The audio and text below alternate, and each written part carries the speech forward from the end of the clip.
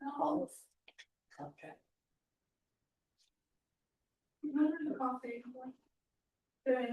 you hear me? Yep. Hear me? Yes, we can. Okay, I think now I can't hear. So wait.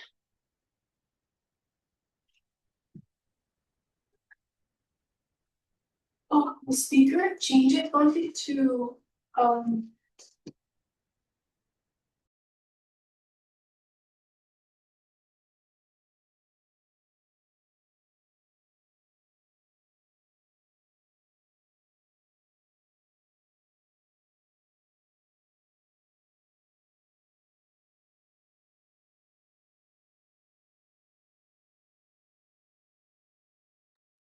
Okay, can you hear me now?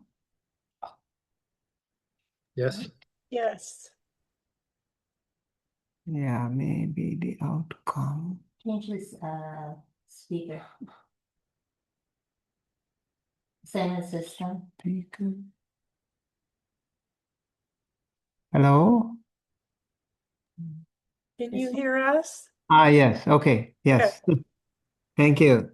Welcome. Okay, now it's better, right? Hey, I didn't hear you. That's why. Sorry. I think two of us were speaking at the same time, and maybe they Uh, crossed. we were actually trying to, change a little bit. That's why. Sorry. Okay.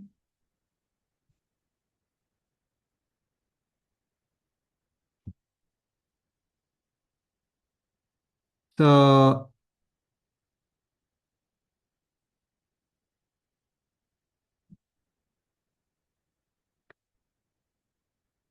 I have a question. yes, please.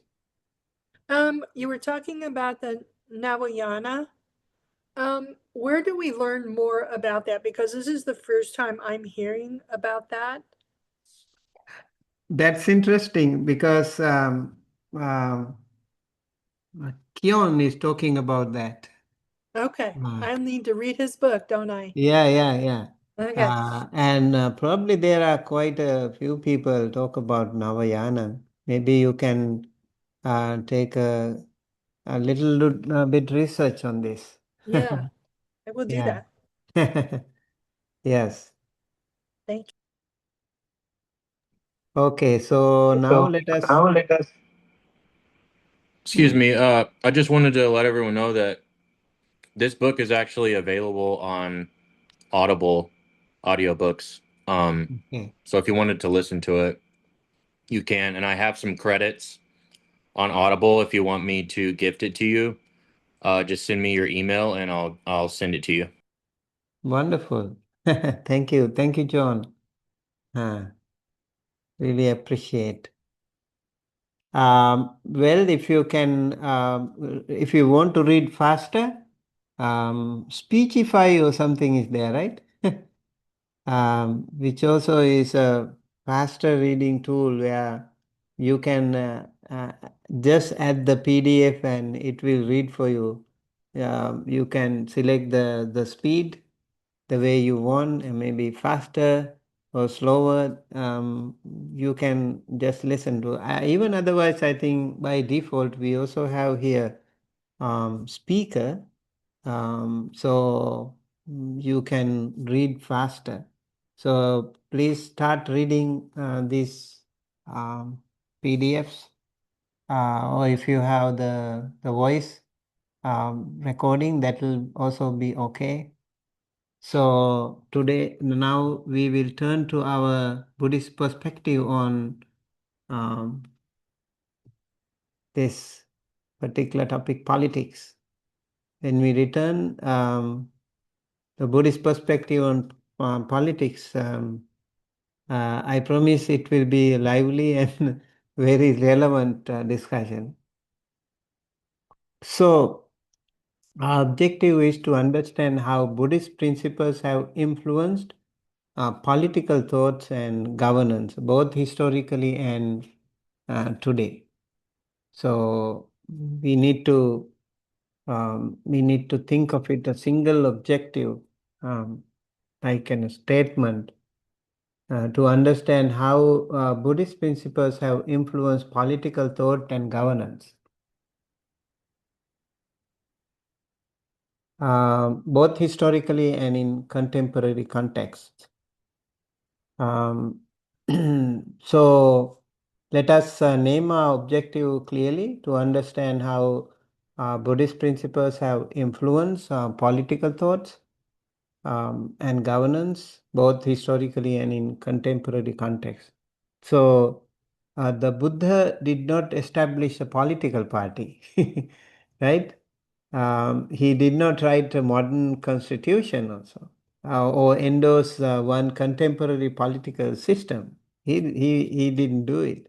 Nevertheless, um, the early Buddhist texts contain important reflections on leadership, social stability, and crime, justice, poverty, consultation, and public welfare. These are very relevant topics.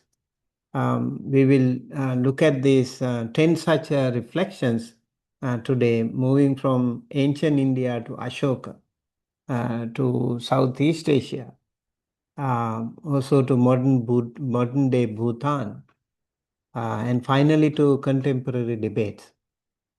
So, to understand these teachings properly, we first need to understand the world in which they were spoken, that is, ancient India.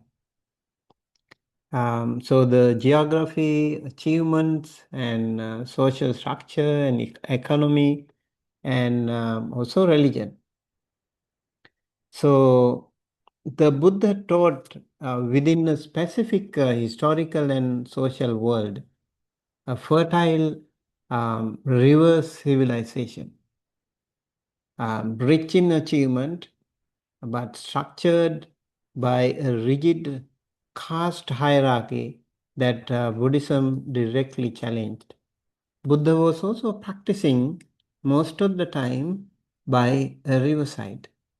Whether it was Ganges, whether it was Yamuna, even he passed away close to a river, Kukutta Nadi it is called. So most of the time these ancient practitioners, it looks like they were living close to the water because again, that is the most important lifeline they have.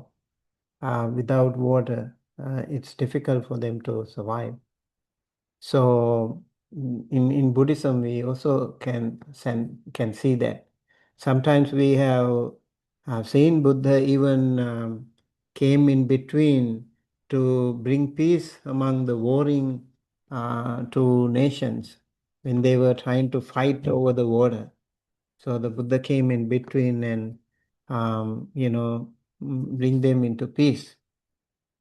So when it comes to geography, India is described as a subcontinent in Asia, bordered by the Bay of Bengal, the Arabian Sea, and the Indian Ocean, with mountain ranges, including the Himalayas and Hindu Kush and the Western and Eastern Ghats, and warm to hot climate and with rainy and dry seasons. India was like you have everything in India. Very interesting country. Um, when it is like if you want to see the Great Himalayas, it's cold, and if you go to some parts there are deserts, and some parts we have rains, and some parts always almost dry, mountains and plainlands, and everything is there in India. So it is called a mini world by the historians. And over here, the slide highlights ancient Indian advances in art, architecture, religion, agriculture, mathematics, astronomy, sanitation, and medicine, including the concept of zero, decimals, a more exact calculation of something called P, medicinal plants, surgery, and yoga. So India was a treasure trove of all these wonderful contributions to the world. And the social structure is a very interesting thing. Can see all these different cultures here. Ancient India made advances in art, architecture, religion, agriculture, math, astronomy, all these things you can see in ancient India. Such a rich treasure trove of things in India. We can see that. And over here, you can see the social hierarchy, the caste system. The social structure, a pyramid diagram, shows the Varna hierarchy. Brahmin or Brahmans, what we call priests or religious scholars at the top of this pyramid. Then we find Kshatriyas or Khattiya in Pali. They are the rulers and warriors and wealthy landowners. They were also very powerful. And then the Vaishya, they were farmers and merchants. Then the Shudras, laborers, artisans, and servants. And outside the pyramid, all together, the Dalit, treated as outside the caste system and treated poorly. The caste one was born into could not be changed, and marriage across castes was also forbidden. There is an interesting short story called, I forgot, that's about a well. So a well belonged to a high caste person, and the low caste people did not have water, and they were trying to steal water from there, and so a lot of conflicts were there. Very interesting short story. And then also the economy, agriculture. Over here we can see India's agriculture. So agriculture developed as early as 3000 BCE in the Indus Valley with wheat, barley, rice, and cotton. India traded by the river and by sea, importing silk, silver, tin, wool, and grain along the Silk Road, and exporting cotton, ivory, salt, pearls, beads, gold, and wood. So India again was such a wonderful country with so much rich resources. And then we can also see religion in India. So India's religious landscape was polytheistic. Brahmanism led to Hinduism, the world's oldest major religion and the largest religion in India today, teaching reincarnation, karma, and a supreme reality expressed through many gods. And the Buddhism arose from within this world, preaching the Four Noble Truths, and also the Noble Eightfold Path and dependent origination, and eventually spreaded throughout Asia. And Jainism, Sikhism, and other traditions are also um, part of this landscape. Okay. So let us look at India's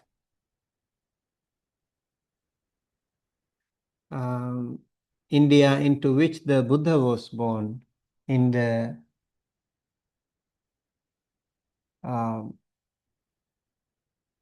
over here, roughly 25 centuries ago. This was a land of great rivers. As we learned so far, the Indus and the Ganges, they are very ancient rivers and bordered by three seas and by the towering Himalayas. This was also a civilization of remarkable achievement. Ancient Indian scholars developed the concept of zero and refined calculations of something called P and advanced sanitation and medicine and performed surgery and developed yoga for healthy and health and of body and mind and also spirit. So this was not a primitive world. It was a sophisticated, urbanized, and intellectually alive. A world of vigorous debate among many philosophical and religious schools, of which the Buddha's teaching was one. There were very famous religious teachers. There were very famous philosophical schools and art schools, and so many things were there in India.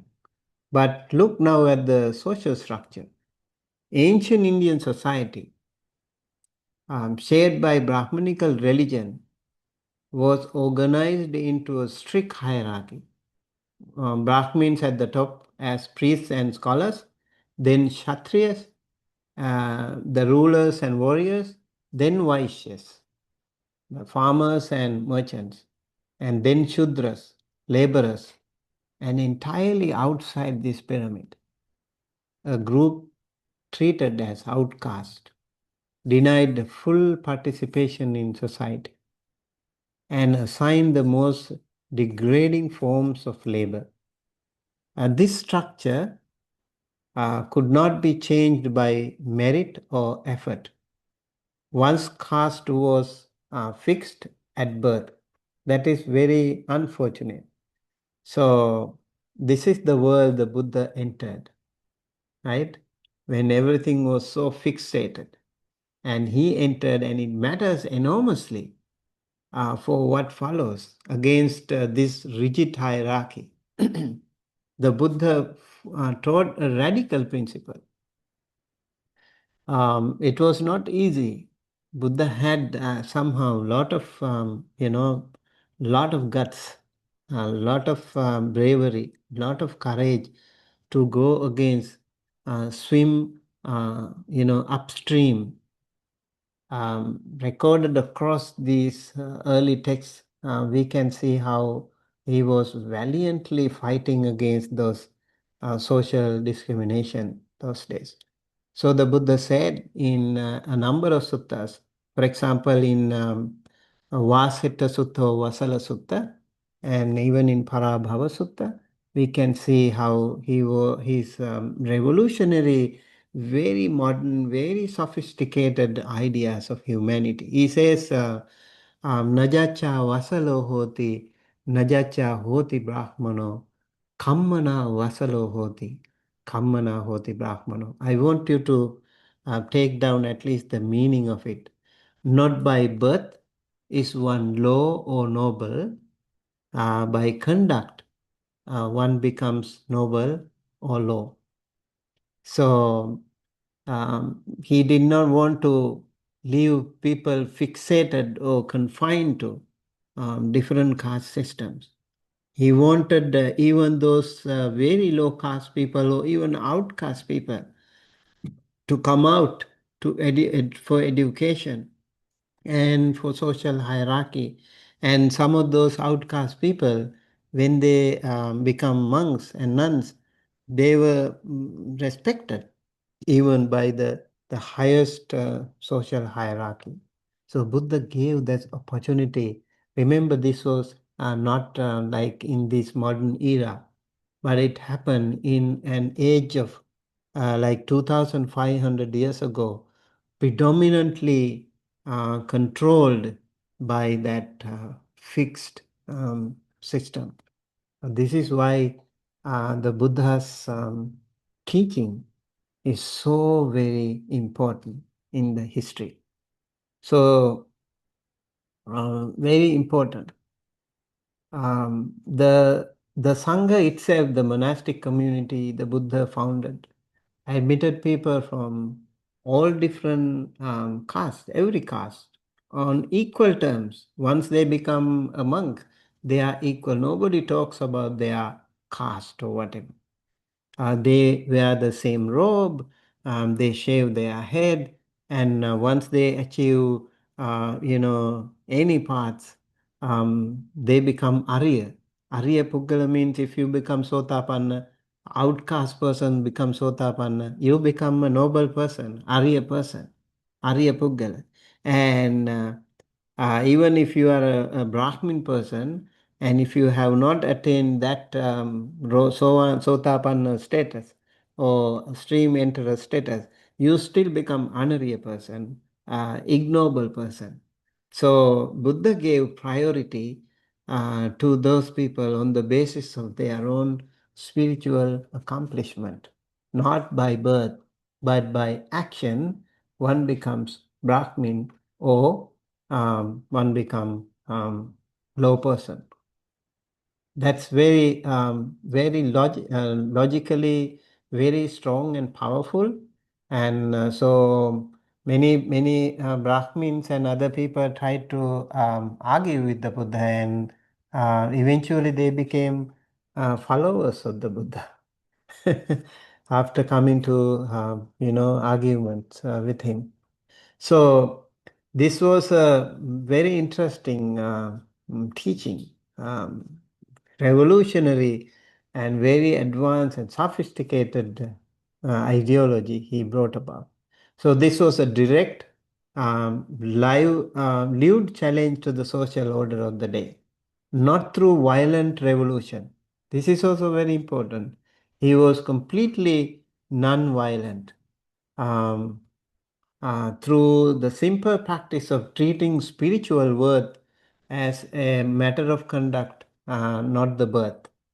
So the economy of this world was agricultural and increasingly urbanized, with trade routes connecting India to Central Asia and beyond. And religiously, this was a pluralistic society, Brahmanism giving rise to what we now call Hinduism, alongside emerging movements like Jainism and Buddhism, all in conversation and sometimes in tension with one another. So let's talk about historical or practical example. Okay. And how consider how differently the Buddha treated caste compared to the surrounding culture. Figures like Upali, he was the foremost among the Vinayadhara bhikkhus, a barber by trade, a low status occupation. He was ordained, and because he was ordained before several princes who joined the Sangha later, so he took precedence over them in seniority within the monastic community. And in monastic community, this is also very interesting how the seniority is counted. If you, let's say, if you become a higher ordained monk early, even though you are less in age, The other people who join later, they have to respect the one who became enter the monastic order earlier. Very different style of seniority, right? um, this small detail carried a large social message. Given what you know about the caste structure of ancient India, why might the Buddha's teaching on leadership and governance, which we will study in a few minutes, have felt so significant to ordinary people of his time? Okay, so you need to think of it, and with this, we can, um, with this social and historical backdrop in mind, let us look at how the Buddha and the Sangha actually related to the rulers of their day.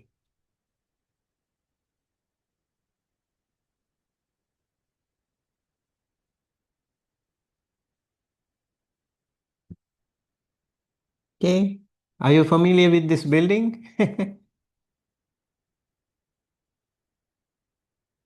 Have you been to India? I have not been to India, but that looks like it might be the Taj Mahal. Yes, looks like Taj Mahal, right? Yes.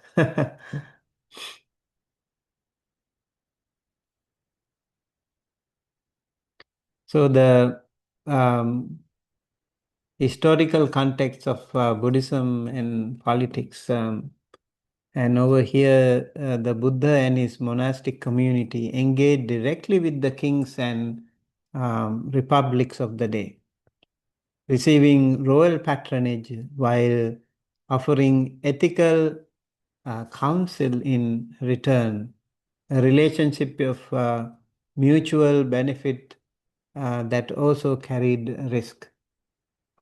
So over here, we can see the historical context of um,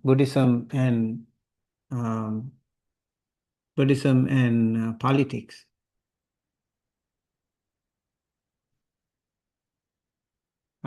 This is very interesting. Buddhist perspective on politics.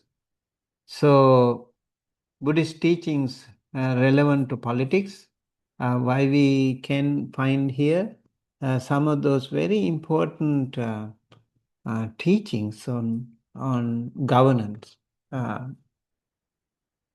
true governance, right governance, how these ancient Indian polities range from councils advised by religious authorities to vast empires. For example, the Mauryan Empire under Ashoka, he marks the high point of Buddhist influence on statecraft.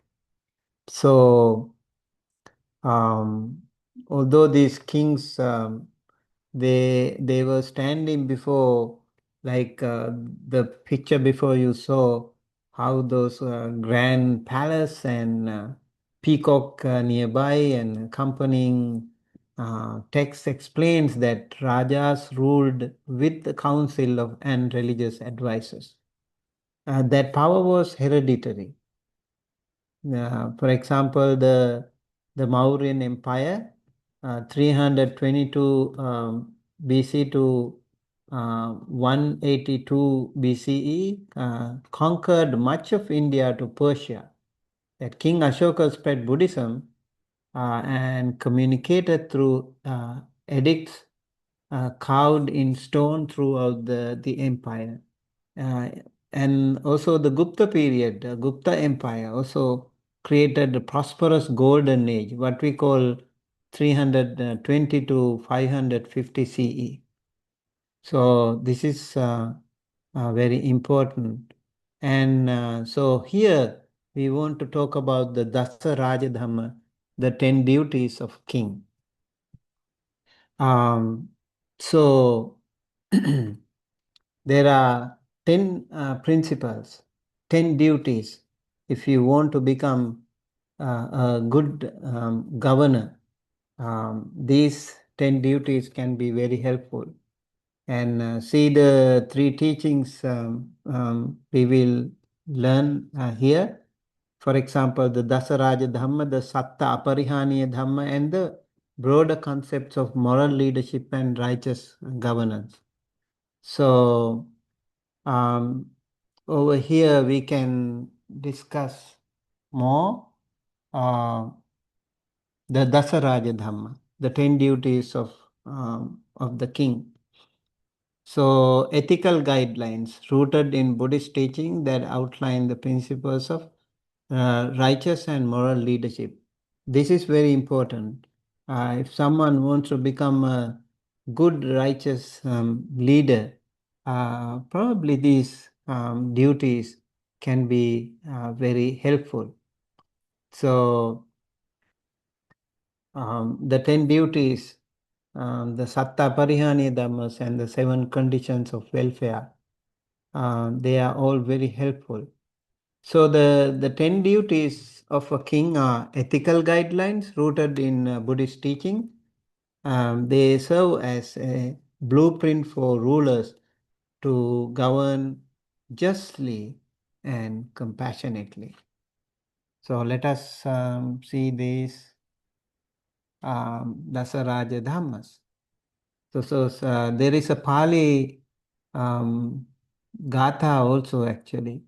Danang Silang Parichagang Ajjavang Majjavang Tapang Kodho Avihimsacha Khanticha Avirodata. So these are the 10 Dasaraja Dhammas. So literally 10 Dhammas of a king.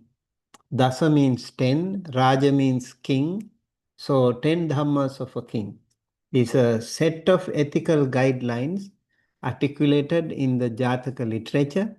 It functions as a blueprint, not a legal code with penalties attached, but a description of the character a ruler must cultivate uh, if that ruler is to govern justly and compassionately. I want to make one point clear before we go further because it applies to every person in this class also, not only of heads of to heads of states. These 10 qualities apply only to kings, not only to kings, but to everyone holding responsibility over others, maybe presidents, maybe ministers, maybe judges, maybe employers, maybe parents, maybe teachers, monastic leaders, and non-profit directors alike. They can all be benefited by this. As you listen to each of these 10 qualities, ask yourself where you hold some measure of responsibility in your own life, in your temple, your family, your workplace, your organization, and how each quality applies there. Let us go through these 10 qualities. Would you like to read? Can you try? Yeah, I'll read. Okay. So in the left column, we've got dana, generosity, including parichaga, self-sacrifice, madhava, gentleness and kindness, akhoda, non-anger, and khanti, patience. And in the right column, we've got sila, morality, which includes ajava, honesty and integrity, tapa, austerity, avihimsa, nonviolence, and aviroda, non-opposition to righteousness. Yes. So a two-column table here, Pali and English. This is very helpful for us to at least have some idea. And also some of the words maybe you are already familiar with. Dana, Sila, for example. Parichaga means, Parichaga also means kind of sacrifice or donation. Madhava also is something to do with Muduta. Akodha is the opposite of Kodha. Kanti is also a paramita, a perfection. And then Ajjava, like honesty, integrity. Tapa, very important practice, what we call austerity. Even the kings. That is why, for example, in even in today's Thailand, the king, the heads of states, they become monk at least for a while. Very important. That's a requirement. Especially before becoming a king or before, getting married, they have to become a monk for a while because the more difficult, challenging time, how to practice patience, how to practice, non-violence, also non-anger, all these things, honesty, generosity, gentleness, all these things are important practices that one can get when someone can get exposed to when you become a monk. So even those modern day leaders, they practice these things by becoming a monk for a while. Very important practice. So the first one is generosity. A ruler should use the resources to them for the public welfare and not for personal enrichment. So we can apply today. For example, healthcare, education, support for the poor, public infrastructure, and disaster relief. We can apply this dana as a part of these welfare activities. The second one is sila. Morality. A leader should avoid corruption. They should avoid deception, exploitation, and abuse of the trust placed in them. People have a lot of trust in them when they vote for them, and later they sometimes forget what they have promised to the public. So this sila, part of morality, is very important for a good governance. And then third, parichaga, self-sacrifice. A leader places the common good above personal comfort, popularity, or private gain, willing to give up something of their own for the sake of those they serve. Very important. If those leaders can think of the common public always as the priority, not their own personal well-being or welfare. The fourth is ajjava, honesty and integrity. So leadership requires truthfulness, transparency. Transparency also very important, and consistency between word and action. So they have to stick to their words. The number 5 is madhava, gentleness and kindness. Authority must never curdle into arrogance, cruelty, or public humiliation of those under one's power. This again is very important, like that gentleness and kindness. Number 6 is tapa, often translated as austerity. I want to also clarify this term here carefully because it can be misunderstood. This does not mean self-torture or extreme deprivation. That's not what is the tapa means. Tapa means restraint and disciplined simplicity. It's maybe like minimalistic lifestyle, moderation, self-discipline, and a freedom from indulgent excess in the exercise of one's office. Some people, when they are appointed as heads of a department or a branch or state or whatever, they forget these things and they try to exploit, abuse the resources. And next one is akkoda, non-anger. Again, very important. Leaders should not make decisions from rage, revenge, wounded pride, or hatred. That can be disastrous. If you are overwhelmed with pride, conceit, and then you revenge on others, maybe poor states or other people who are with less power, that can be disastrous. This is not what the leaders are supposed to do. A decision made in anger, even when it feels justified in the moment, rarely serves the long-term welfare of those affected. It can be most of the time disastrous.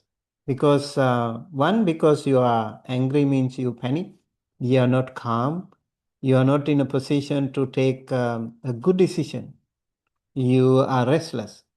And then the other thing is you are angry and you are kind of blindfolded.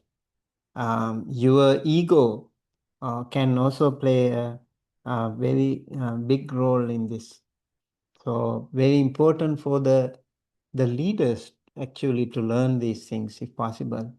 The world will be such a beautiful place if we have leaders like this.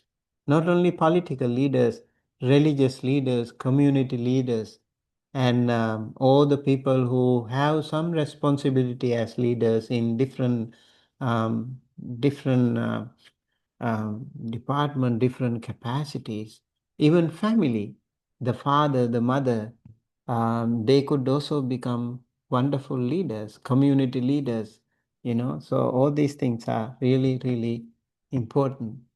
And then Khanti, patience.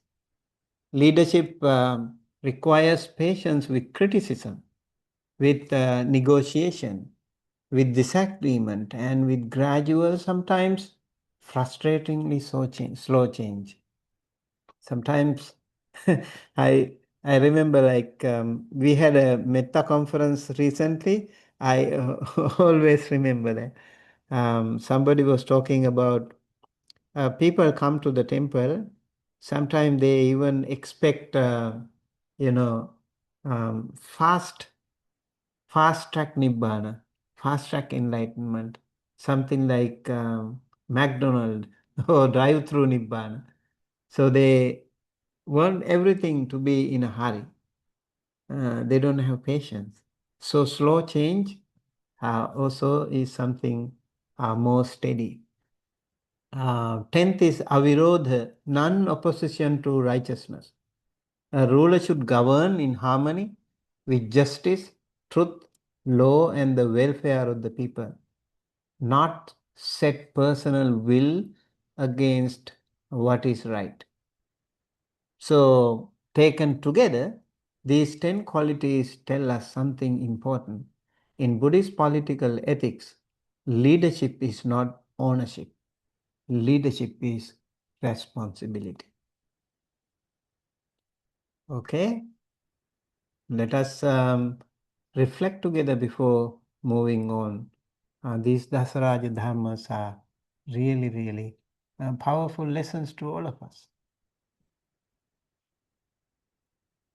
Okay, and Tom,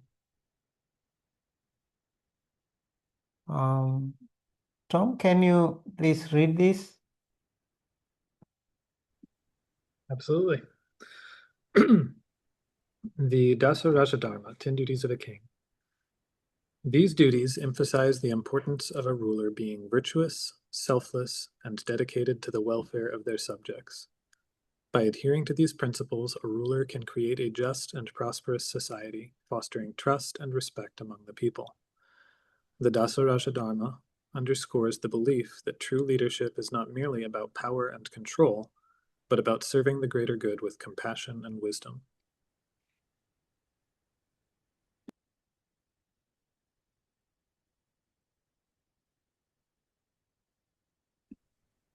Would you like me to keep going? Yes, please. Okay.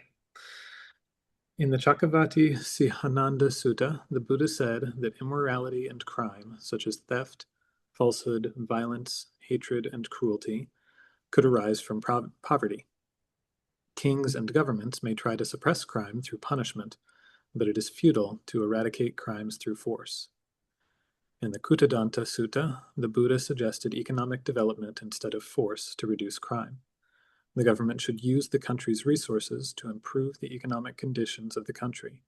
It could embark on agricultural and rural development, provide financial support to entrepreneurs and businesses, and provide adequate wages for workers to maintain a decent life with human dignity. Okay, we have one more slide, maybe. Yes. Right. In the Jataka, the Buddha had given rules for good government, known as the Dasaraja Dharma. These 10 rules can be applied even today by any government that wishes to rule the country peacefully. Regarding the behavior of rulers, the Buddha further advised that a good ruler should act impartially, show no bias or discrimination between different groups of subjects, harbor no hatred, enforce the law justifiably, and possess a clear understanding of the law, ensuring it is enforced reasonably and with common sense. In the Milinda Panna, it is stated, if a man who is unfit, incompetent, immoral, improper, unable, and unworthy of kingship has enthroned himself a king or a ruler with great authority, he is subject to be tortured, to be subject to a variety of punishment by the people, because, being unfit and unworthy, he has placed himself unrighteously in the seat of sovereignty. Okay. Thank you. Thank you so much. So, please consider reading these few resources. Chakravarti Sihanada Sutta and Kutadanta Sutta and Jatakas and Milinda Panya. Milinda Panya itself is such a wonderful book. Even today, when you have a lot of questions about Buddhism, Milinda Panya is a truly wonderful resource for you to find answers. Even in modern day questions, Milinda Panya has so many answers to them. So I highly recommend these few resources about the Dasaraja Dhamma, Chakravarti Sihanada Sutta, Kutadanta Sutta, and Jataka and Milinda Panya should be carefully studied for further understanding this concept. So, okay, let me ask a question now. So let's go back to the Dasaraja Dhamma. I hope I can go back. Oops. Okay. Okay. So, Dana, Sila, Parichaga, Ajjava, Madhava, Tapa, Akodha, Avihinsa, Khanti, Avirodha, right? So let's say like self-sacrifice, generosity, morality, self-sacrifice, honesty and integrity, and gentleness and kindness, austerity, non-anger, non-violence, patience, non-opposition to righteousness. So if I ask you, which three of these 10 qualities do you think are most urgently needed among leaders today? Whether in government or in religious institutions or in non-profit organization, you may lead or serve. I would go with non-anger, non-violence, and austerity. Okay. Okay. What about other people? I would go with self-sacrifice, because that would encompass a lot of some of the others. Mhm. Definitely Ajava, not honesty and integrity. Mm. And Akoda, Mm. definitely. Mm. Thank you. I would go with the non-anger. Mm. Three qualities. As I think same with John, non-anger, non-violence, and gentleness and kindness. That's fine. Patience, non-anger, non-violence, and patience. Is that what you were? The third one is um, gentleness and kindness. Okay. Gentleness and kindness. Okay.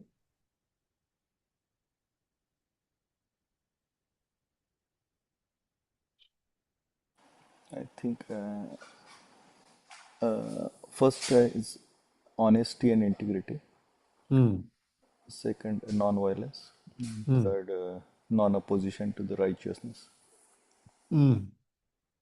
Okay.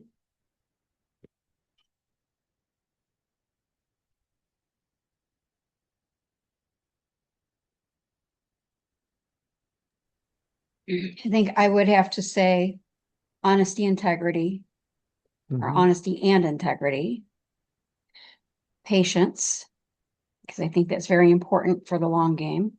Mhm. And then also gentleness and kindness. Okay.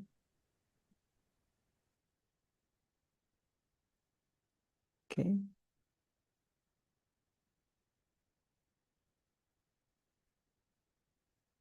All right.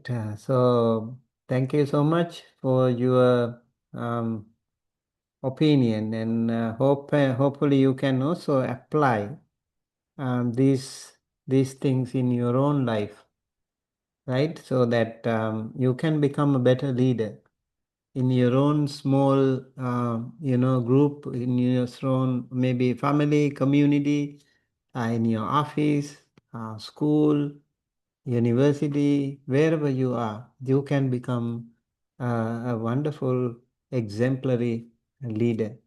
So the beyond the character of the ruler, the early texts also add something more concrete: the relationship between poverty, crime, and good governance.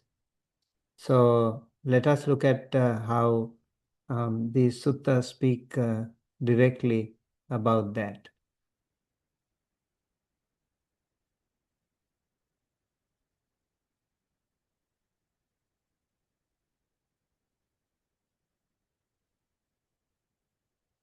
Okay, so this is another very important, very, very important 7 conditions of welfare. Really, really important. Please remember them and also apply these things in your own community, in your own governance.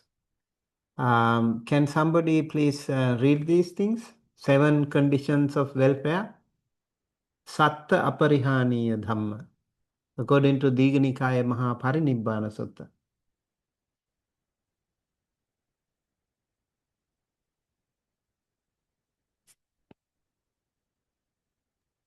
I'll read it. Number 1, meet frequently and hold meetings. Number 2, meet together in unity, rise in unity, and perform duties in unity.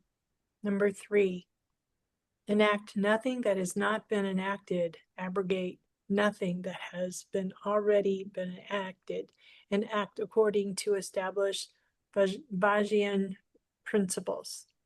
Number 4, support, respect, venerate, and honor the Vajrayan elders and heed their worthy counsel. Number 5, ensure that no woman or girls of their families are detained by force or abduction. Number 6, support, respect, venerate, and honor objects of worship, both internal and external, and maintain righteous ceremonies. Number 7, provide rightful protection, defense, and support for the arhats, allowing those who have not come to enter the realm and those who have entered to live in peace, ensuring the Vajrayans do not decline but prosper. Yes, thank you. So, this teaching given by the Buddha to the Vajrayan Republic describe the 7 institutional practices that keep a community from decline. In fact, when the Buddha preached these things, the Vajrayans were very, very sincere. They were very serious about these things. The Buddhist account of good governance at the level of a whole society, not just a single ruler. All of them were working hand in hand for a good governance. And one time, King Ajatasattu, Bimbisara's son, he wanted to conquer this country, Vajjin.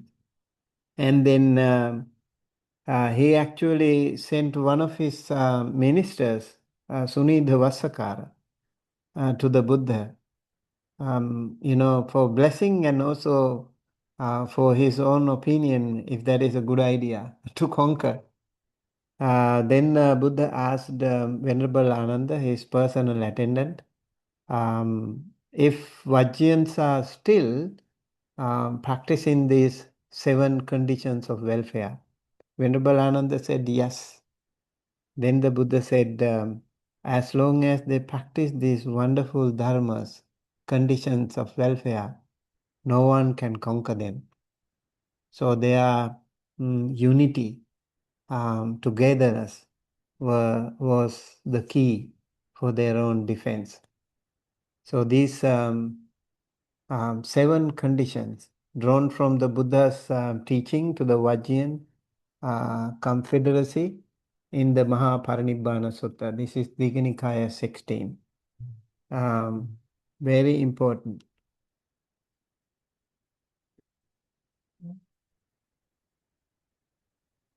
Very important. Okay. So can you answer this? Meet frequently and hold many meetings. Meet together in unity, rise in unity, and perform duties in unity. Enact nothing not already enacted. Abrogate nothing already enacted. And act according to established Vajrayan principles. And support, respect, venerate, and honor the Vajrayan elders and heed their counsel. Ensure that no women or girls of their families are detained by force or abduction. Support, respect, venerate, and honor objects of worship, both internal and external, and maintain righteous ceremonies. Provide rightful protection and support for the Arahants, so that those who have not yet entered the realm may do so, and those who have entered may live in peace, ensuring the Vajrayans do not incline but prosper. So this teaching comes from this wonderful sutta called Mahaparinibbana Sutta. Mahaparinibbana Sutta has so much information about the life of the Buddha, even towards the end of his life. So this particular account of the Buddha's, final months of life and shortly before his passing, King Ajatasattu of Magadha sent his minister to the Buddha to ask whether he should attack the Vajrayan Confederacy. And that Republican Assembly we mentioned earlier, governed collectively. It was not one ruler. It was not one single king, but as a collective effort, they were governing together. True democracy. Rather than answering directly, the Buddha went asked his Ananda, Venerable Ananda, if they are working, still working with their principles, and Venerable Ananda found out they are still very dedicated and determined to practice these 7 conditions of welfare. So the Buddha said as long as they did, Vajrayans could be expected to prosper, not decline. So let us look at these 7 conditions. First, they meet frequently and hold many meetings, regular functioning, deliberative assemblies. Really, really important for an institute to happen. I remember like even in this monastery, we have quite a number of meetings. Sometimes meetings can be a little bit exhausting, but but I think still this is very important because I don't attend all those meetings myself, but I see them. It's really helpful. For example, kitchen cleaning and many other functions are there, and even we have set 2 days per week to listen to the complaints or the whatever, if somebody is having something to share, we meet the community. Really important, and also almost every day at 5 p.m. People can come here, tea with monk. So they can chat with the monks. They can ask many questions, and actually people in the neighborhood, they come here quite often at 5 p.m. and then they ask questions about dharma, mostly actually about they ask about Buddhism. And later at 6 o'clock, we all chant together and meditate together. Early morning also, we wake up at 5 a.m. to 7 a.m. So 6:30 a.m. Chant and meditate. Very nice, beautiful, wholesome vibe is there when we continuously or frequently meet and have meetings. So very important. Second, they meet and act in unity. This is also important.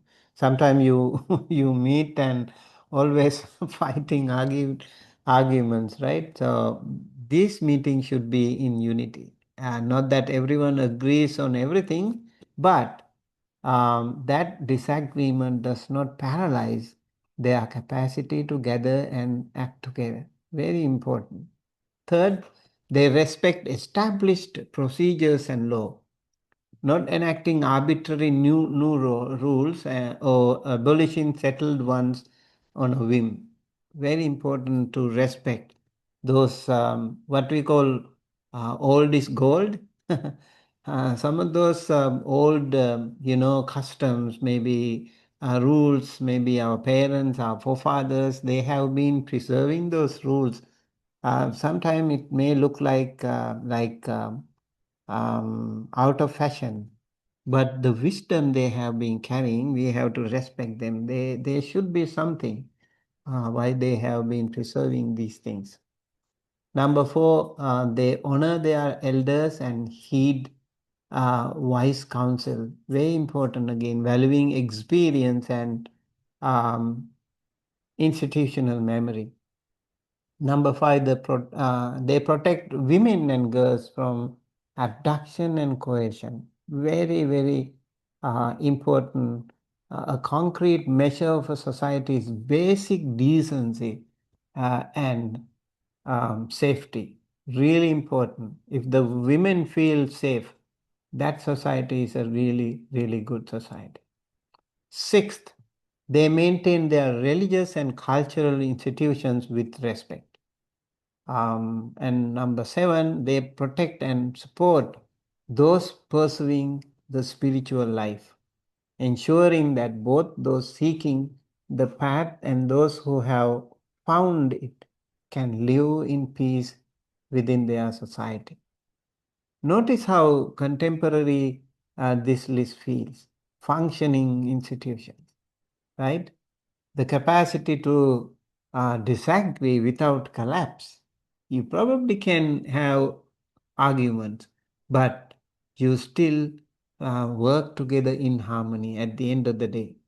Respect for law and precedent, respect for elder and their counsel, and protection of the vulnerable, and respect for religious and cultural life, support for those pursuing meaning beyond material gain, those spiritual um, kind of lifestyle. We have to also preserve them and respect them.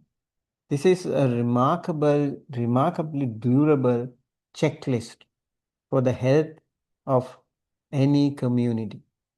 So I would say a government, yes, but equally a monastery, right? A school, a family, or even a non-profit organization can function really well with these beautiful 7 conditions of welfare, Satta Aparihaniya Dhamma, if we can stick to this. Okay, so let us discuss. If an organization or community decline when meetings stop happening, when elders are ignored, when established procedures are abandoned, and when the vulnerable are left unprotected, where have you seen this happen? In any kind of institution? Do you have anything to share? I think we see this in our modern day government in the United States. There's been a lack of protection for some victims that experienced some trafficking, and there's a breakdown in communication, a breakdown in respect, a breakdown in protecting women, and a breakdown in just the sanctity of life, as all of this points to. I mean, it's all around just respect for life and respect for each other, and communicating and acting in a unified manner.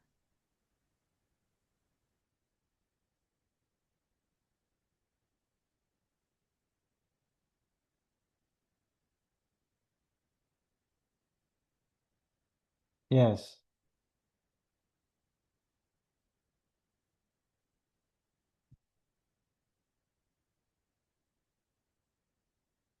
So, do you think these 7 conditions of welfare can still be applicable even in today's context?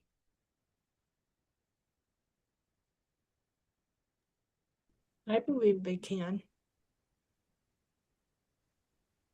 Yeah, I would second that for certain.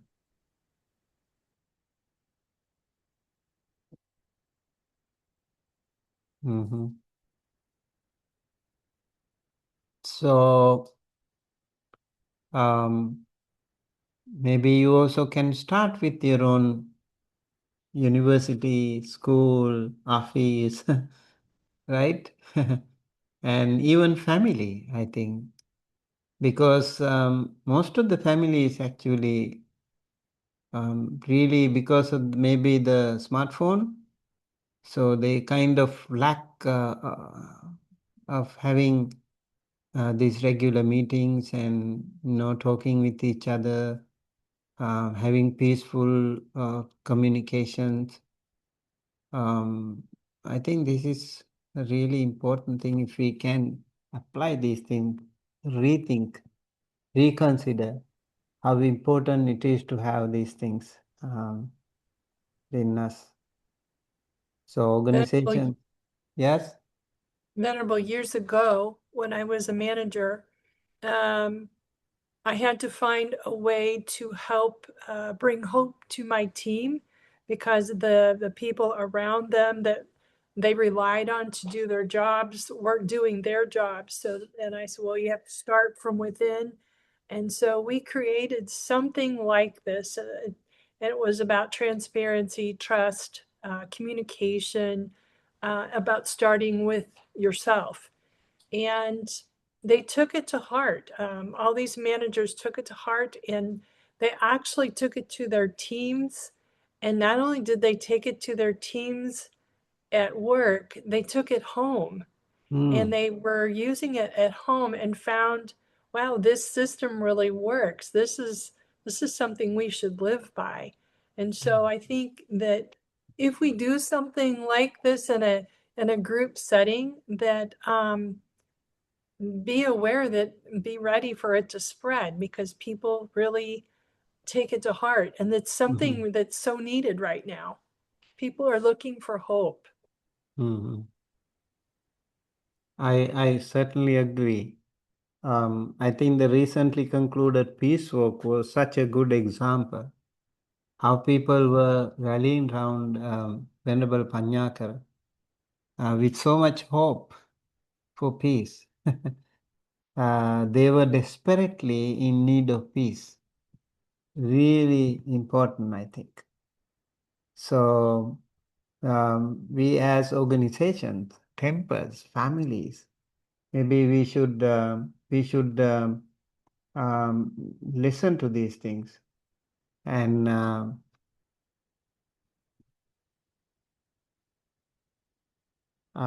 we should try to find a way. How can we contribute? As you mentioned, yes, you can start with the simple, small community, right? And then you have to go beyond that. Very important. And hopefully you can make it viral. It can go to many, you never know how it can be blown out of proportion. It can go to many different communities. Even how some of these trends, we can be a trendsetter. How these trends can be viral and can go to even intercontinental. We see most of these things sometimes happening like for all the wrong reasons, like many violent situations. Like if there is some fight in a prison, it goes like viral to all the other prisons. And if there is some kind of a violent community gathering or something, and then it goes to arsoning and looting everywhere. So it goes viral. So why not we also find a way, like you said, if it goes to someone's heart, they would take it. You don't even have to ask them, please do it. Once you really feel, honestly feel, then they will definitely go ahead and work on it, right? So yes, maybe workplaces, institutional wise, we all can work on this. So unity here does not mean uniformity of opinion. It means the capacity to keep meeting, listening, and acting together despite disagreement. This is I think very important. Okay. I think we have some more time. Before that, do you have any question or you want to discuss this thing? I like this. Right speech. Okay, last time I told you there are few speeches, like 32 speeches that you should avoid. Right speech, the 32 kinds of unskillful talk.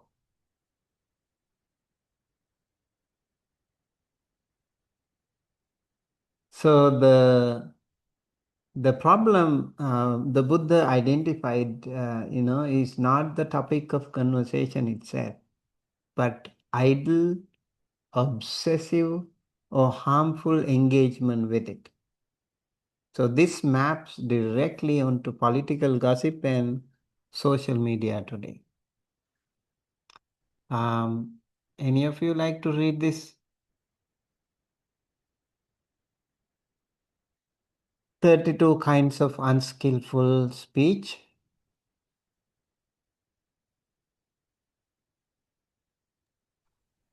I would be happy to. Okay. Number 1, Rajakata, talk about kings. Number 2, Korakata, talk about robbers. 3, Maham Mahamachakata. Chakata, talk about ministers. Number 4, Sanakata, talk about armies. Number 5, I'll read the Pali. You read the English. Okay. okay, From the all right. beginning. Rajakatha. Talk about kings. Chorakatha. Talk about robbers. Mahamachakata. Talk about ministers. Tenakatha. Talk about armies. Bhayakatha. Talk about fears. Yuddhakatha. Talk about wars. Annakatha. Talk about eatables. Panakatha. Talk about drinks. Vathakatha. Talk about clothes. Malakatha. Talk about flowers. Gandhakatha. Talk about scents. Jnatikatha. Talk about relations. Yanakatha. Talk about vehicles or conveyances. Gamakatha. Talk about villages. Nigamakatha.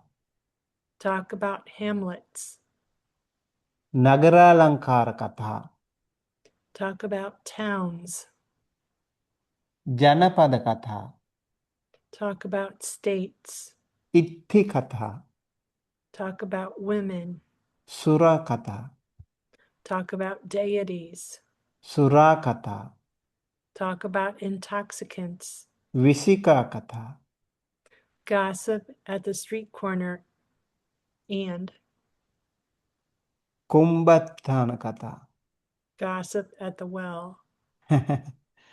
Right. So, very important. We have few more. Pubbapeta katha. Oh, I don't see that one. Option.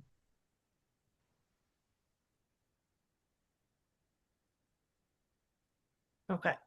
Talk of those dead and gone. Nanata katha. Various useless talk apart from these 32. Lokika katha.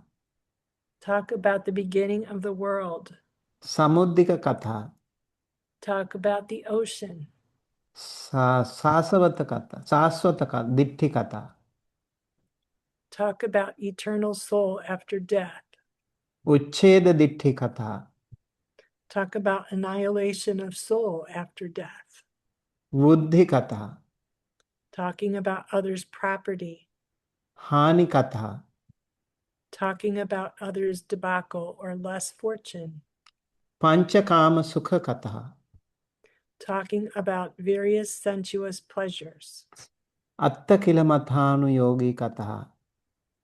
Talking about self-mortification as a form of liberation. Thank you. Okay. Thank you. So these are the 32 kinds of unskillful speech that we should avoid.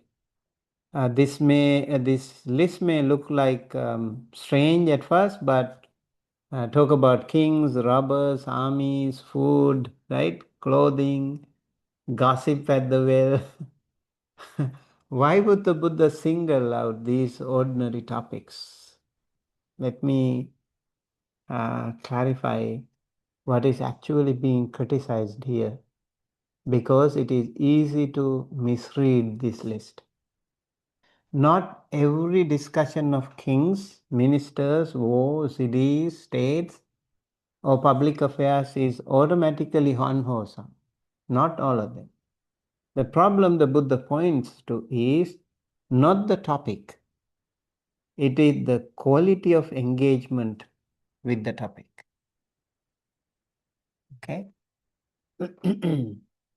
Speech becomes unskillful when it is idle, when it is obsessive, when it is malicious or divisive, when it is sensational or misleading, or when it is driven by anger or craving rather than by any beneficial purpose. So apply this directly to our own time. Let's say like political gossip that produces no understanding and only stokes outrage. For example, social media rumors repeated without any check on their truth. We keep sharing some of those, right? In maybe WhatsApp or Facebook or Instagram or whatever. We might share these things even without verifying the truth. Character assassination dressed up as commentary. Outrage driven news, that keeps us agitated without informing us. And also endless partisan arguments that go in circles, changing no one's mind and deepening no one's understanding. This is exactly the territory the ancient list describes. Only the platform has changed from the village well to the smartphone screen. So Okay, I have a question, yes. but the ocean? Why the ocean? I don't understand that part. Yeah. So again, many of these uh, speeches are called unskillful because it does not lead to the final liberation. There are 19 different stories, speeches that you should do actually, which can be helpful to you for your liberation. I have written down these things somewhere. Okay, yes. So there are certain many of these speeches actually do not lead to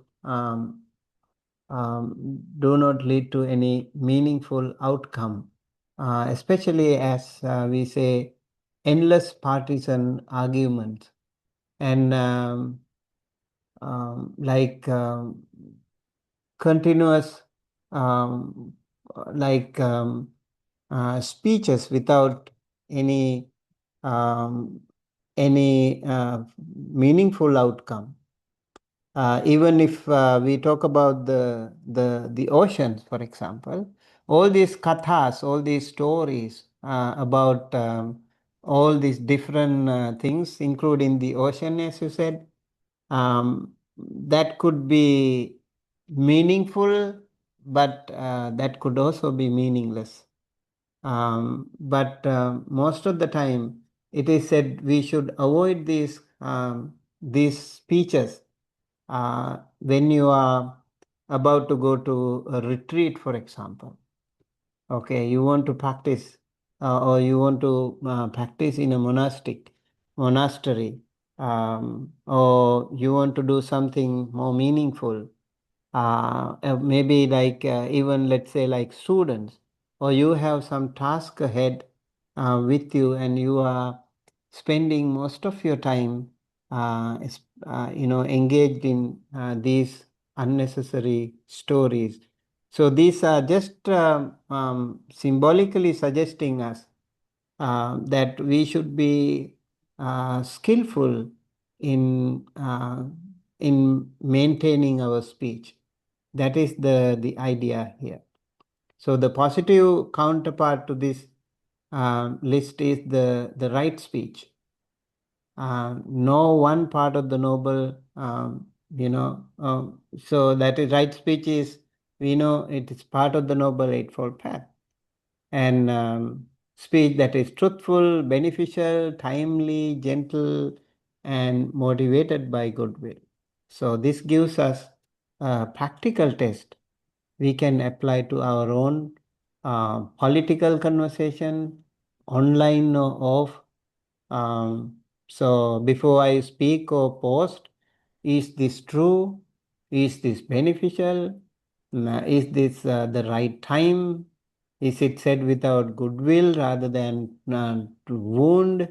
We need to think of these, consider these things before we come to post these things in social media, for example. So this is all circling back to intention, Yes, correct? correct. Yes. Otherwise, you can talk about the kings.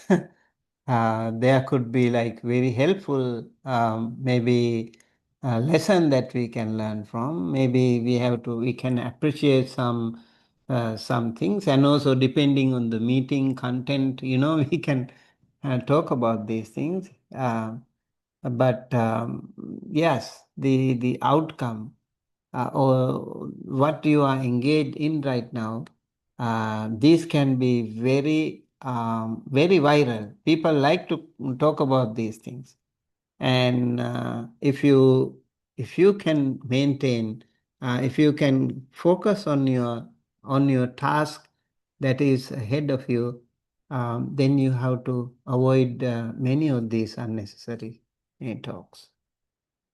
Okay, so how can we remain informed about society and engaged with political life without allowing the engagement to fill the mind with anger or agitation?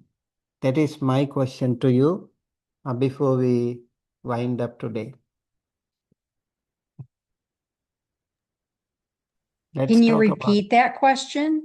yeah, how can we remain informed about society and engage with political life without allowing that engagement to fill the mind with anger and agitation? I think first that we have to train our mind and know our own emotions before we even venture into that. Noticing politics and noticing things about politics, whether they're of right view or not, but to only engage in a way that benefits people, and how we learn about the Four Noble Truths and the Eightfold Path. Just being mindful of that at all times when we do something like post something on the internet, or we have a conversation with someone about politics. Keep the focus on the truth.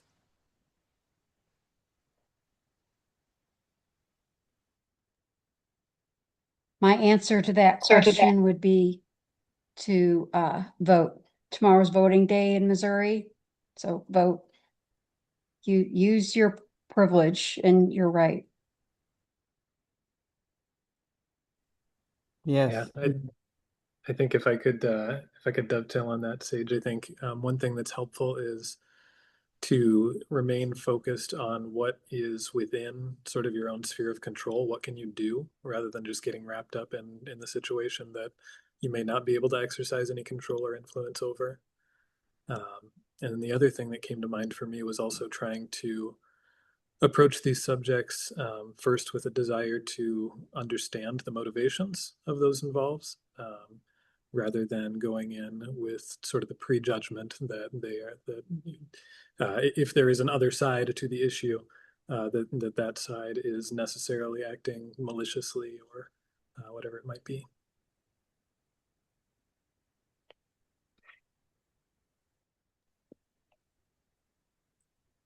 I think that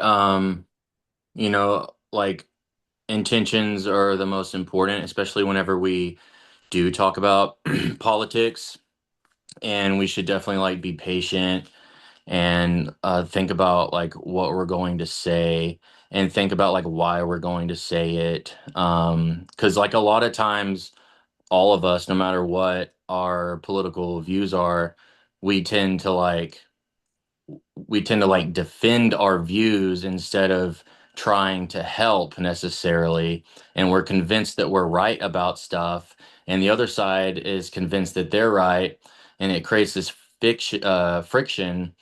And so we just have to remember that, like, there, even 2,000 years from now, people are going to have disagreements about stuff, and there's not going to be an absolute perfect political system, because we are in samsara and it's not perfect.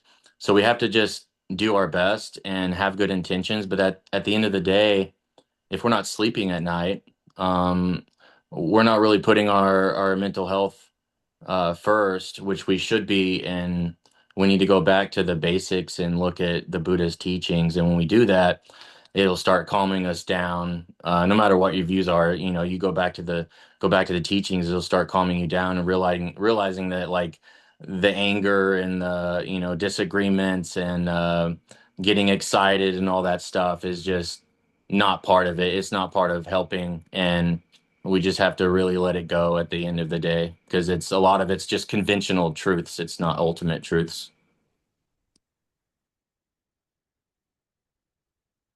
Thank you. I would add one more thing if nobody else wants to jump in at the moment, is that it's important for me to remember that we're looking at a two-pronged system here, and it may not be what you're thinking of.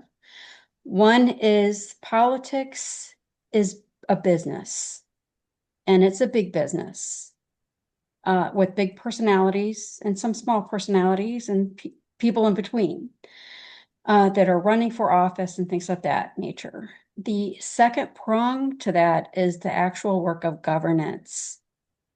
And trying to marry those can be hard, it can be emotional, but the people doing the underlying work of governance is, they're the backbone, I think, of any political system. So that's kind of how I try to wrap my head around it, so I don't get emotional or too emotional and wrapped up in negative thoughts. Yeah, thank you so much.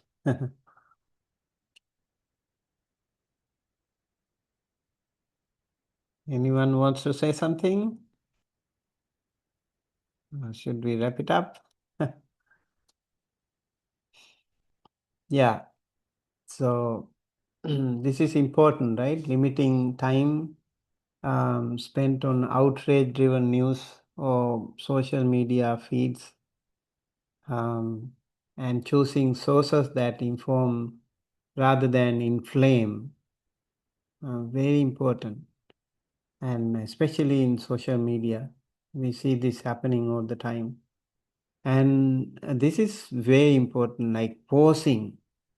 Pausing is a really powerful practice in Buddhism.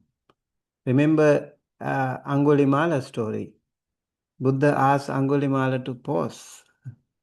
he constantly was running, and Buddha asked him to pause, and that triggered him actually how to learn how to pause, and he was constantly running. His mind was agitated, all the time restless, and he learned how to pause. So we all can be really benefited if we pause. Pausing before sharing or commenting, and applying the test of right speech. Right speech, we talked about right speech yesterday.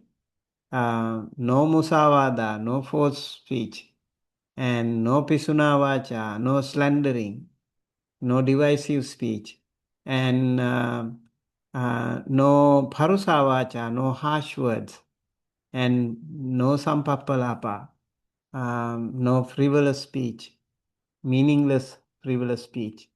So applying the test of right speech, true, beneficial, timely, and spoken with goodwill. This is very important in this context. And distinguishing between staying informed as a citizen. Said tomorrow is the vote day. Go ahead and do that.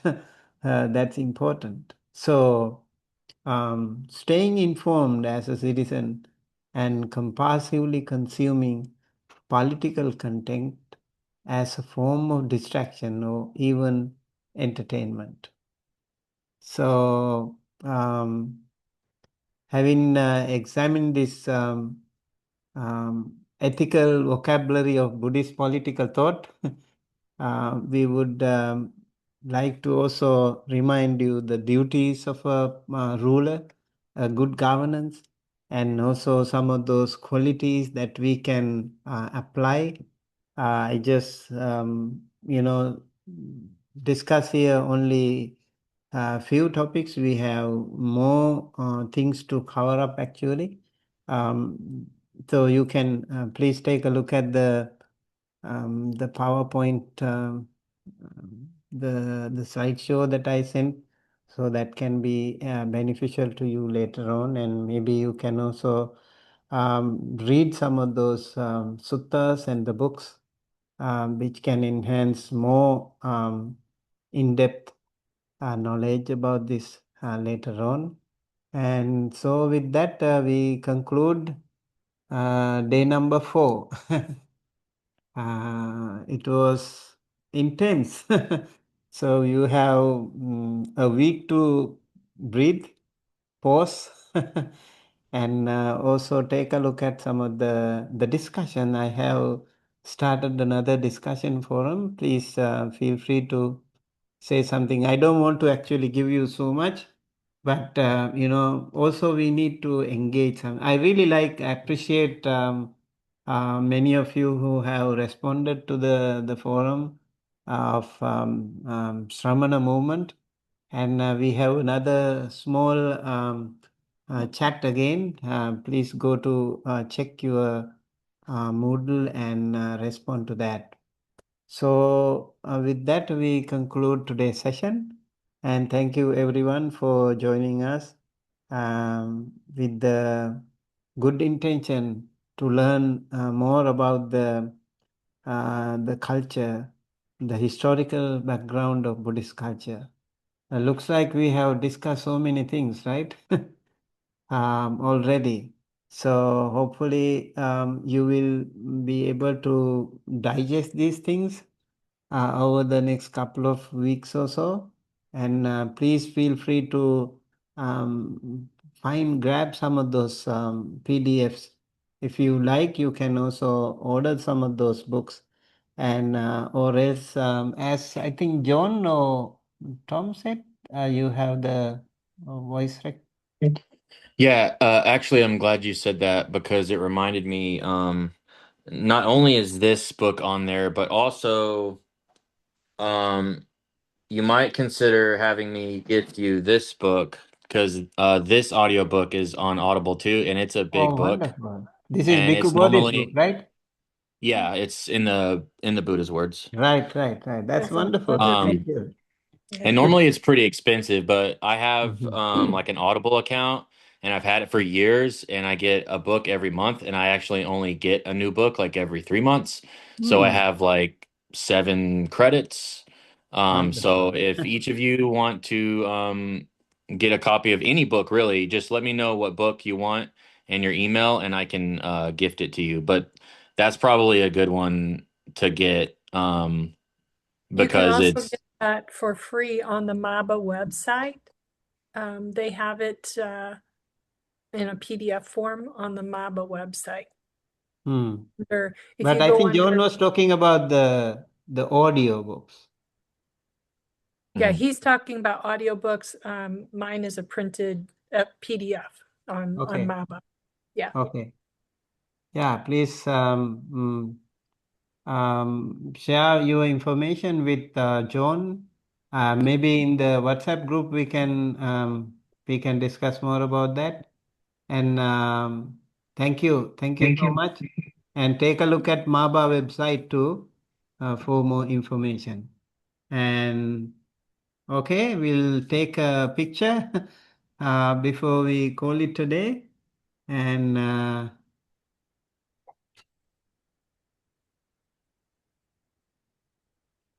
See if I can get. okay, Got it. thank you. You're Thank you welcome. very much. And have a wonderful week. And may you all be well, happy, healthy. Sukhi Dighayu Baba. Thank you. Thank you, Bante. Thank you so much.